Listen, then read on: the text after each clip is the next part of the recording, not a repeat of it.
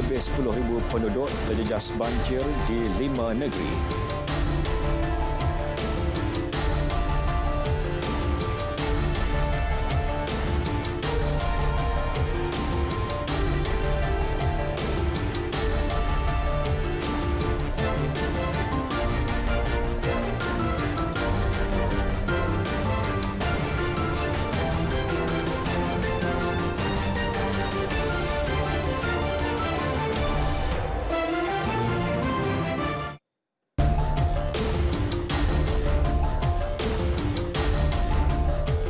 Assalamualaikum, salam sejahtera dan salam perpaduan. Berita tengah malam bersama saya, Muhammad Shah Musa. Jumlah penduduk terjejas banjir meningkat kepada 10,887 orang, membabitkan 3,235 keluarga setakat 10 malam tadi. Angka tersebut melibatkan 19 daerah di 5 negeri. Menurut kenyataan Pusat Kawalan Operasi Pusat Angkatan Pertahanan Awam APM, kesemua penduduk yang terkesan berlindung di 161 Pusat Pemindahan Sementara PPS. Terengganu merekodkan angka tertinggi dengan 103 PPS dibuka di 7 daerah yang menempatkan 5,494 penduduk daripada 1,627 keluarga. Di Kelantan pula, 52 PPS beroperasi di 8 daerah yang menempatkan 5,233 penduduk daripada 1,559 keluarga. Sementara di Perak, Pahang dan Johor, jumlahnya masing-masing 59, 36 dan 75 penduduk terjejas. Sementara itu, seorang kanak-kanak perempuan berusia 2 tahun menjadi korban pertama banjir di Terengganu. Menurut Ketua Polis Negeri, Datuk Rohaimi Mat Isa, mangsa Nur Hilwa Idris Muhammad Haris Zaifan ditemukan terapung dalam parit kira-kira 20 meter dari rumah tempat mangsa dikatakan terjatuh kira-kira pukul 3.40 petang tadi dalam kejadian di Kampung Apal, Jertih. Ketika kejadian, ibu saudara mangsa sedang membuat persiapan untuk berpindah ke Pusat Pemindahan Sementara PPS susulan paras air semakin meningkat sebelum mendapati mangsa telah keluar sendiri melalui pintu dapur. Datuk Rohaimi berharap penduduk terjejas banjir lebih berhati-hati dan sentiasa cakna dengan amaran dikeluarkan pihak berkuasa untuk berpindah ke PPS. Beliau turut menasihati ibu bapa atau penjaga lebih berhati-hati dan peka keselamatan anak-anak ketika musim banjir.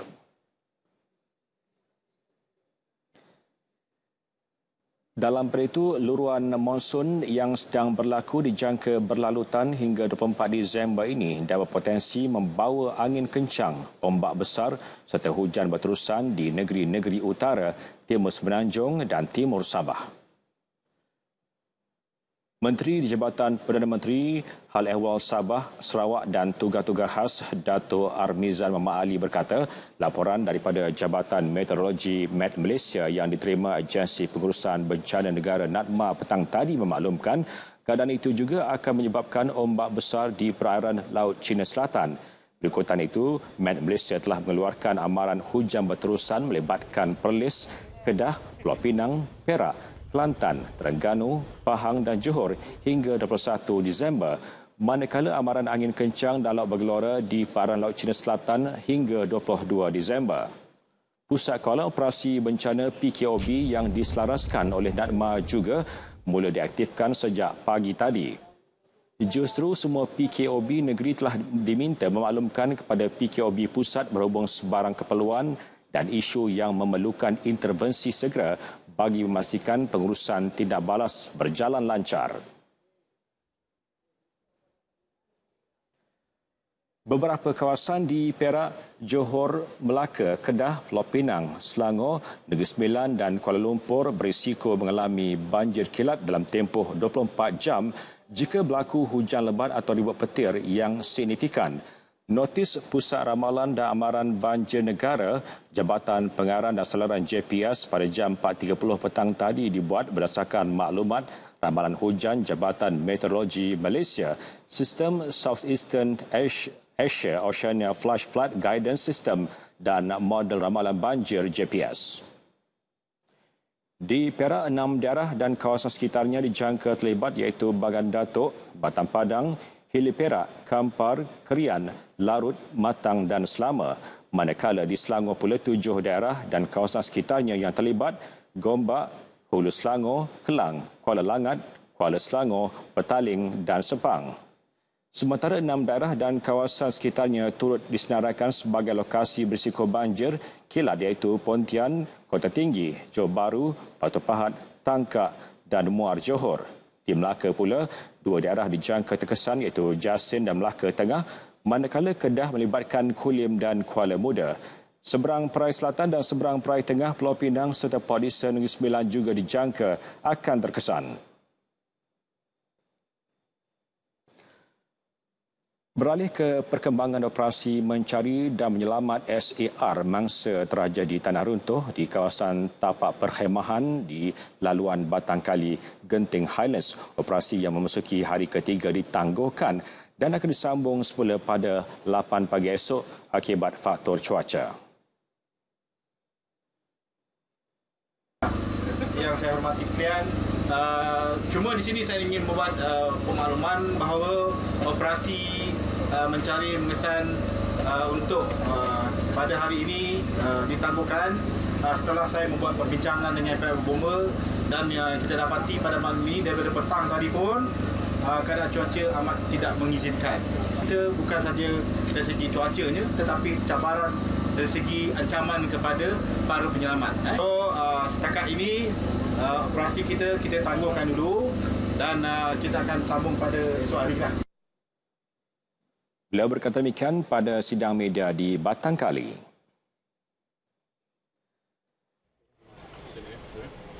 Sementara itu, masuk hari ketiga operasi mencari dan menyelamat SAR, 9 lagi mangsa pendamping pasukan SAR iaitu anjing unit pengesan K9 turut bertungkus lumus dalam operasi sejak Jumaat lepas.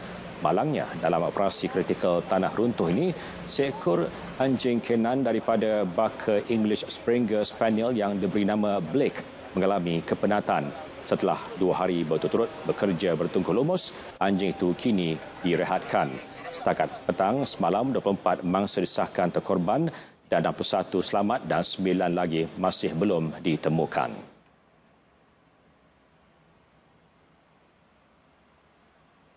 Raja Pemaisuri Agong Tunku Hajah Azizah Aminah Maimunah Iskandariah berkenan mencemar duli meninjau operasi mencari dan menyelamat SAR mangsa tragedi tanah runtuh di tapak perkhemahan Fathers Organic Farm, Batang Kali.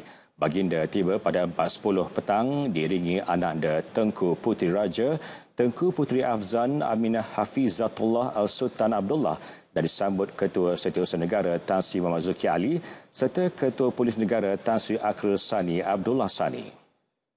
Seri Paduka kemudian meluangkan masa kira-kira 40 minit mendengar talimat daripada pasukan keselamatan di pusat operasi SAR berhubung tragedi yang setakat ini telah mengorbankan 24 nyawa. Seri Paduka yang berkenan bertemu dengan media selepas itu menitahkan semua pihak, terutama keluarga mangsa yang terlibat dengan tragedi berkenaan supaya terus bersabar.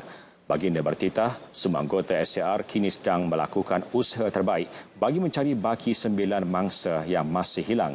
Sejurus selepas itu, Baginda berkenan mencemar duli meninjau sendiri lokasi kejadian dan melihat kerja-kerja SAR yang sedang dilakukan walaupun dalam keadaan hujan renyai sambil diberikan penerangan oleh Pengarah Jabatan Bomba dan Penyelamat Selangor, Dato' Nur Azam Khamis. Jabatan Bomba dan Penyelamat Malaysia JBPM Pahang mengesahkan berlaku kejadian tanah runtuh di laluan belakang premis perniagaan di Jalan Tun Razak di Bandar Raub. Timbalan Pengarah Operasi JBPM Pahang Ismail Abdul Ghani bagaimanapun berkata runtuhan tanah daripada ketinggian 15 meter dan membabitkan kawasan seluas 30 meter itu tidak melibatkan mangsa. Pihak bomba dimaklumkan kejadian pada 2.45 petang dan pemeriksaan dilakukan bagi memastikan lokasi itu selamat. Pemantauan akan dibuat dari semasa ke semasa untuk memastikan lokasi berkenaan selamat. Sementara itu, Ahli Parlimen Raub Chow Yu Hui menerusi status di akaun Facebook yang memaklumkan Majlis Daerah Raub MDR akan melakukan kerja pembersihan runtuhan dan menutup laluan belakang bangunan terlibat dengan segera.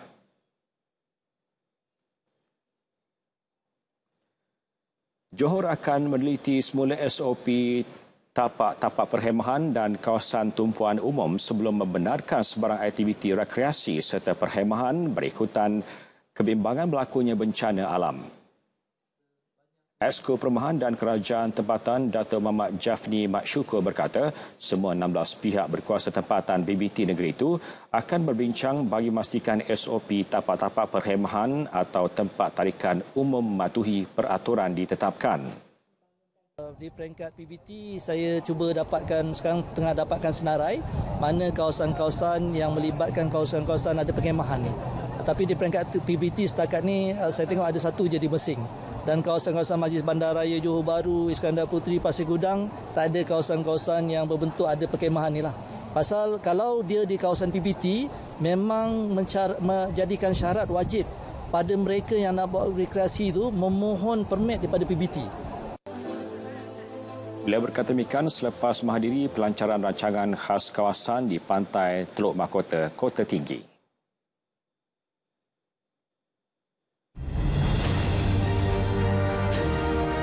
Kerajaan hari ini mempunyai tanggungjawab besar untuk menyatupadukan semua rakyat Malaysia, tak kira kaum, tak kira agama, tak kira bangsa. Kita kena pastikan kita menyalurkan semua tenaga kita untuk menyatukan rakyat kita, dan saya sebagai Menteri Belia dan Sukan mempunyai tanggungjawab untuk memastikan sukan hari ini akan menjadi platform di mana perpaduan boleh wujud di kalangan atlet kita dan generasi muda dan golongan belia yang akan datang bersama untuk bermain sukan.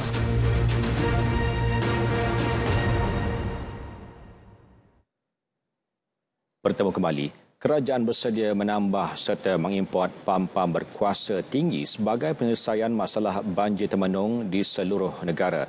Timbalan Perdana Menteri Datuk Seri Dr. Ahmad Zahid Hamidi berkata, langkah berkenaan bagaimanapun perlu mengikut tata cara pembelian ditetapkan.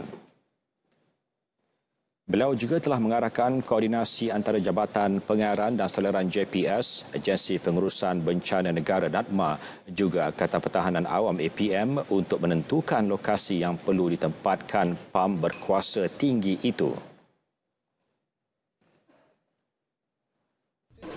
Saya akan melakukan koordinasi bersama-sama dengan Ketua Pengarah JPS dan juga NADMA serta APM untuk melihat dengan segera di mana pam-pam berkuasa tinggi mesti ditempatkan segera. Ya. Saya akan meneliti pam-pam berkuasa tinggi ini yang terdapat di dalam on the shaft, ya, mana yang sedia ada, dan jika ianya perlu diimport segera, maka saya harap JPS akan bersama-sama dengan NADMA dan juga APM dapat mengemukakan cadangan ini mengikut tata cara pembelian, tetapi langkah-langkah segera hendaklah dilakukan. Beliau terdahulu mengadakan lawatan ke Pusat Pembinaan Sementara PPS di Sekolah Kebangsaan Sungai Tiang Darat, Bagan Datuk, Perak untuk pelan jangka panjang projek tebatan banjir kekal berjumlah RM80 juta bakal dibina di kawasan berkenaan dijangka siap dalam tempoh 3 tahun. Selesaikan masalah projek perumahan sakit dan terbengkalai di seluruh negara. Fokus utama Kementerian Pembangunan Kerajaan Tempatan KPKT. Timbalan Menterinya Akmal Nasrullah Mamat Nasir berkata, isu berkaitan perumahan khususnya melibatkan projek sakit dan terbengkalai sememangnya telah diteliti ketika menjadi ahli parlimen dan sebelum memegang portfolio itu. Sehubungan itu, KPKT perlu ada kerjasama yang baik dengan kerajaan negeri bagi mengenal pasti dan menangani isu tersebut. Seperti mana yang kita tahu, sungguh pun KPKT ini merangkumi pembangunan kerajaan tempatan. Kita juga kena sedar bahawa hubungan antara kerajaan persekutuan, kerajaan negeri dan juga kerajaan tempatan itu perlu mempunyai hubungan yang baik dan juga pembincangan yang rapat. Tambahnya, pertemuan dengan Jabatan Perumahan Negara akan dibuat minggu depan bagi meneliti secara terperinci isu perumahan. Beliau berkata demikian kepada pemberita selepas bertemu penduduk di Taman Kim Ten Park, Johor Bahru. Iltizam Perdana Menteri Datuk Seri Anwar Ibrahim untuk mewujudkan kestabilan politik demi kepentingan rakyat dan negara tidak perlu disangkal lagi. Satu demi satu usaha dilaksana bagi memastikan misi utamanya itu tercapai. Ini termasuk membentangkan usul undi percaya ke atas diri beliau di Dewan Rakyat esok. Pasukan sahih berimbang melalui wartawan Andy Reza Rohadian ada perinciannya.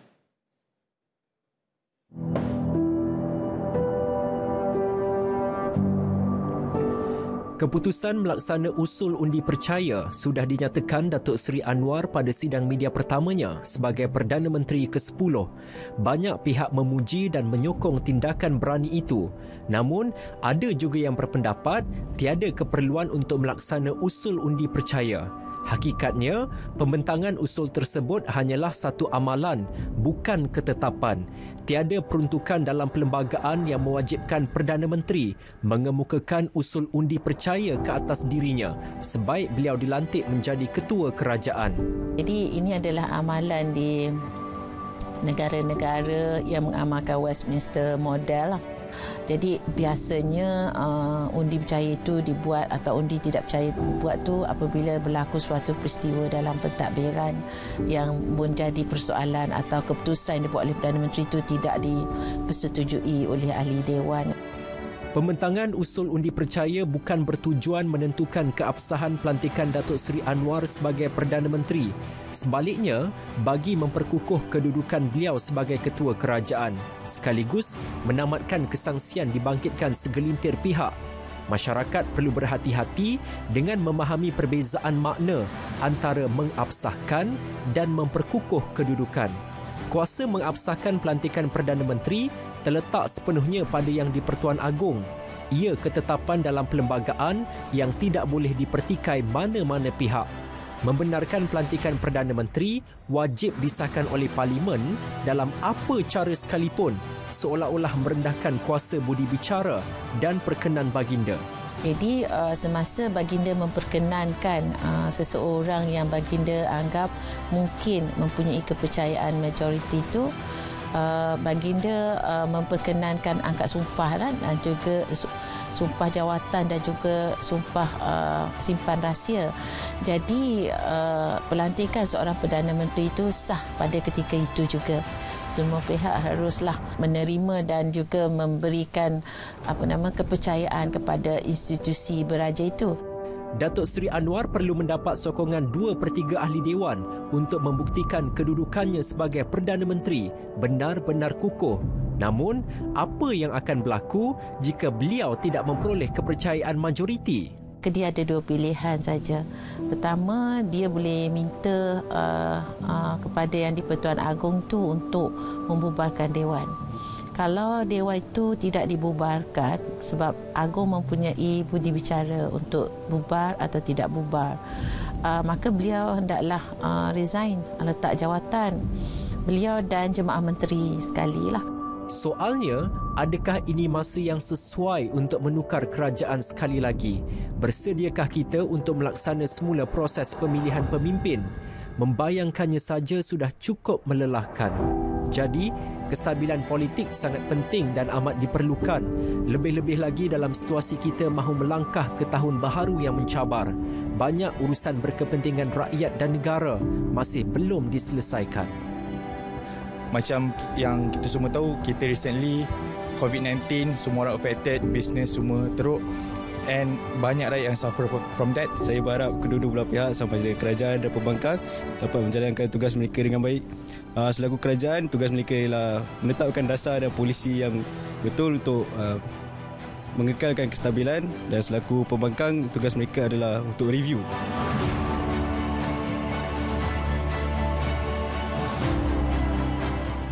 Mesyuarat pertama penggal pertama Parlimen ke-15 akan berlangsung 3 hari mulai esok. tindak tanduk setiap wakil rakyat akan diperhatikan masyarakat. Cabar-mencabar antara pemimpin bagi membuktikan siapa yang lebih berkuasa perlu segera dihentikan. Cabaran lebih penting sudah ada di depan mata dan menanti untuk diselesaikan. Sokong usaha mewujudkan kestabilan politik dan mula fokus ke arah membangunkan negara. Andy Reza Rohadian, RTM. Sebelum usul undi percaya terhadap Perdana Menteri dibentang, kesemua ahli Dewan Rakyat perlu terlebih dahulu memilih Speaker Dewan Rakyat dan 2 timbalannya. Ia selari ketetapan dalam aturan urusan mesyuarat. Pensyarah dan penyelidik Pusat Polisi Perdana UTM Profesor Madya Dr. Muhammad Fathi Yusof berpendapat proses pemilihan 2 portfolio itu merupakan ujian pertama bagi menentukan tahap sokongan kepada Dato' Seri Anwar Ibrahim dan kerajaan pimpinannya. Perkara pertama yang perlu diselesaikan ialah pelantikan Speaker Dewan Rakyat. Ini satu perkara yang agak kritikal dan kita mengharapkan Perdana Menteri dilantik ini dapat melepasinya supaya berlaku proses yang berikutnya secara lancar. Maksud saya, kelulusan belanjawan dan sebagainya. Rakyat perlu mempunyai satu kerajaan yang kukuh, maka pembangkang yang menginsafi perkara itu, mereka boleh bersedia untuk memberikan kepercayaan kepada kerajaan sedia ada dan kerajaan itu boleh terus berfungsi dan juga beroperasi. Semuanya bertujuan untuk kebaikan negara dan juga kepentingan rakyat. 7 Disember lalu, Setiausaha Agong PAS Dato' Seri Taqiyuddin Hassan memaklumkan Perikatan Nasional telah menghantar 2 nama untuk dicalonkan sebagai Speaker dan Timbalan Speaker Dewan Rakyat. Pada hari sama, Timbalan Pengerusi Pakatan Harapan Kedah, Dato' Johari Abdul mengesahkan beliau dan beberapa lagi individu tersenarai sebagai calon yang dipertua. Speaker Dewan Rakyat sebelum ini, Tan Sri Azhar Azizan Harun, mengosongkan jawatannya buka kuasa hari ini. Langkah mengimport telur ayam adalah wajar bagi mengurangkan tekanan dan menstabilkan bekalannya. Ahli akademik berpandangan walaupun langkah itu bersifat sementara, perlu ada alternatif lain bagi menjamin sekuriti bekalan makanan berkenaan dalam jangka masa panjang. Di kos pengeluaran, apa yang saya katakan tadi bahawa kos pengeluaran adalah bijiran jagung dan kacang soya sebanyak 70%. Dan kita 100% kos pengeluaran itu jagung dan kacang soya itu kita import. Maka ada langkah jangka panjang yang perlu dilihat di sini. Pertama, kita perlu mencari alternatif bahan makanan. Baru-baru ini telah dikenakan dari segi black soldier fly larvae dan sebagainya untuk kita menangani isu ini. Dan juga kita harus menjamin sekuriti makanan kita walaupun kos pengeluaran jagung adalah tinggi dibandingkan dengan negara yang temperate, tapi demi sekuriti makanan negara kita perlu mengeluarkan certain peratus. Contohnya lah dalam 20%. Kita keluarkan sedikit. Walaupun kosnya tinggi tetapi perlu insentif dari kerajaan kita untuk mengurangkan kebergantungan import jagung. Negara juga perlu lebih giat menjalankan penyidikan terutama yang berbentuk translational dalam aspek pemakanan haiwan dan pertanian moden. Dan di sini saya menyeru pihak industri lebih proaktif dengan memberi dana penyidikan pada universiti-universiti tempatan dan institut penyidikan. Saya percaya penyidikan dapat memacu agenda sekuriti makanan negara. Dalam usaha meningkatkan kesedaran keperluan pendaftaran entiti perniagaan, Suruhanjaya Syarikat Malaysia SSM mengambil inisiatif menganjurkan SSM BizDay 2022. Ketua Pegawai Eksekutifnya, Dato' Nur Azimah Abdul Aziz memaklumkan program padat dengan maklumat termasuk peruntukan perundangan, produk, perkhidmatan dan inisiatif SSM bagi komuniti usahawan.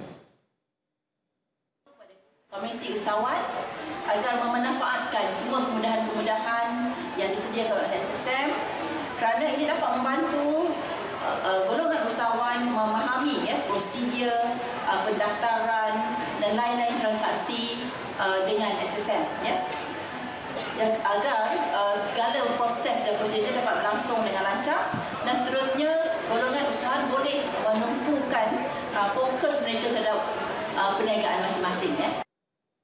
Beliau berucap pada Majlis Pelancaran SSM BizDay 2022 di Ibu Negara. Turut berlangsung pelancaran katalog produk SSM yang merupakan platform penyaluran maklumat mengenai pelbagai produk, perkhidmatan dan inisiatif SSM. Setakat 30 November lepas, 1.66 juta perniagaan, 646,737 syarikat dan 31,122 perkongsian liabiliti terhad aktif telah berdaftar dengan SSM.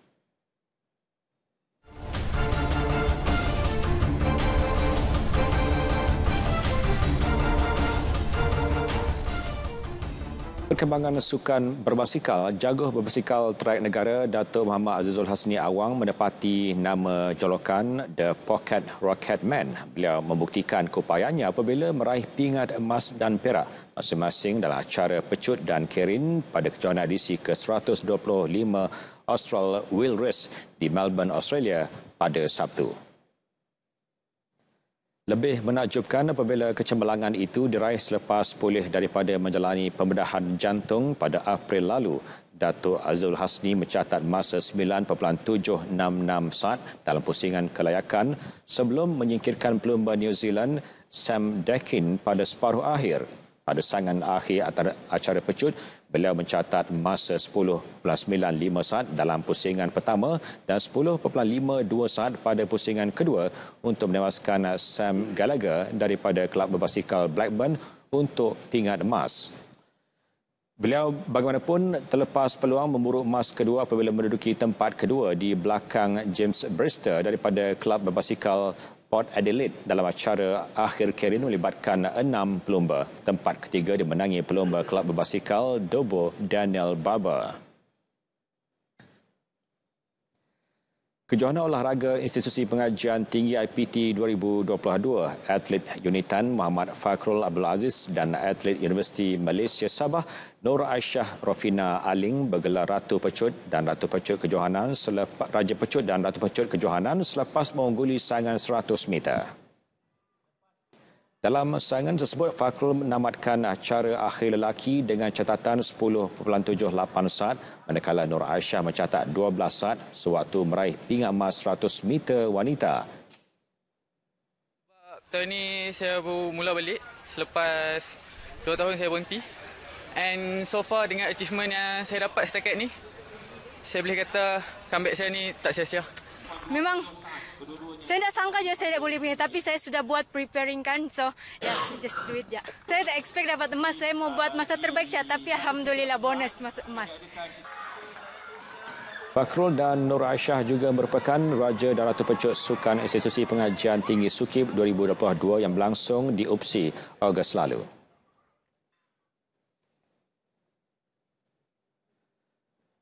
Baik, saudara, berita tengah malam berakhir di sini. Dapatkan perkembangan sahih sepanjang masa melalui portal berita.rtm.gov.my yang sahih di RTM. Assalamualaikum dan salam perpaduan.